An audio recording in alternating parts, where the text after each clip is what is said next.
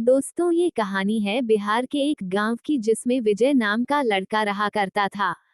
बचपन से ही पढ़ाई में होशियार विजय अपने मम्मी पापा की आखिरी उम्मीद था। विजय के दादा ने अपने समय में बहुत कर्ज ले लिया था जिसको चुकाने में पापा की पूरी जिंदगी मजदूरी में निकल गई। उनके पास थोड़ी सी जमीन थी जिससे उनका गुजरा हो रहा था। पापा की तबीयत मजदूरी करने से खराब रहती थी पर पापा विजय को इस बात का एहसास नहीं होने देते थे।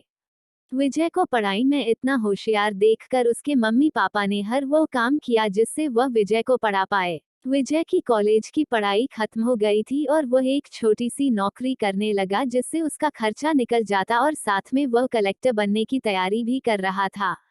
विजय अपने वक्त का एक मिनट भी फालतू नहीं गुजारता था। विजय ने पूरा समय पढ़ाई और नौकरी में ही लगा दिया।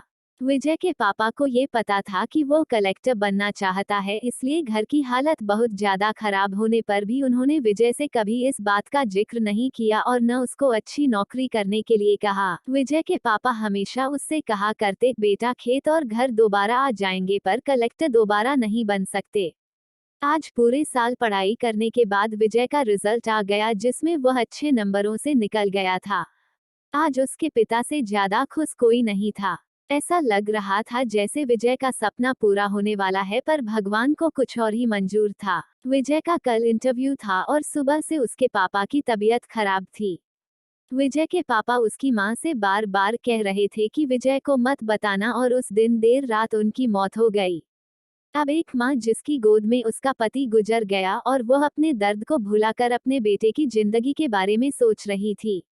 मां ने पड़ोसियों तक को इस बात का एहसास नहीं होने दिया कि उसका पति अब नहीं रहा। पूरी रात ऐसे रोई कि आवाज भी न निकले और सुबह विजय जब इंटरव्यू देने जाने लगा तब मां और पापा के आशीर्वाद के लिए उसने मां को कॉल किया।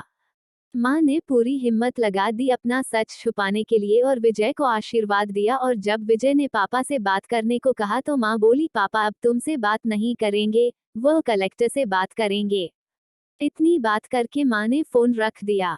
विजय का जब इंटरव्यू हो गया तब उसे बताया गया कि उसके पिता की तबीयत खराब है, उसको तुरंत घर जाना है।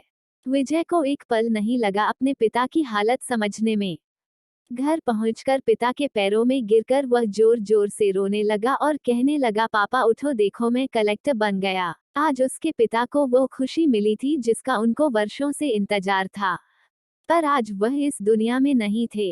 भगवान विजय के पिता की जिंदगी में सुख लिखना ही भूल गए थे। पहले वह अपने पिता के कर्ज में जिंदगी भर मजदूरी करते रहे और फिर बेटे के सपनों में फिर घर और जमीन गिरवी रखनी पड़ी। वह जिंदगी में कर्ज लेकर आए और कर्ज लेकर चले गए। विजय के पिता को भले ही जिंदगी में कुछ हासिल न हुआ हो, पर वह अपने लड़के को इस काबिल बना गए कि वह अपनी 7 पुश्तों को बैठे बैठे खिला पाए। विजय की मां ने जो उस रात किया जिसको करने का जज्बा बहुत कम लोगों में होता है। जब विजय कलेक्टर बनकर घर आया तब मां ने विजय से कहा, बेटा तुम आज इतने बड़े बन गए हो कि हाजरों गरीबों का भला कर सकते हो। जब भी तुम्हारे सामने कोई गरीब मदद मांगने आए तो अपने पिता और मेरे बारे में सोचना। मैं तुम्हारे बराबर पढ़ी लिखी और समझदार तो नहीं हूँ, पर इतना जरूर जानती हूँ गरीब आदमी की बहुत मजबूरी होती है। तुम कभी किसी का बुरा मत करना। शिक्षा दोस्तों, इस कहानी से हमें ये शिक्षा मिलती है कि वक्त कितना भी खराब हो हम उसे बदल जरूर सकते हैं। माँ और बाप के एहसानों को हम कभी नहीं उतार सकते हैं, पर हम अपने कर्मों से उनकी इच्छा जरूर पूरी कर सकते हैं।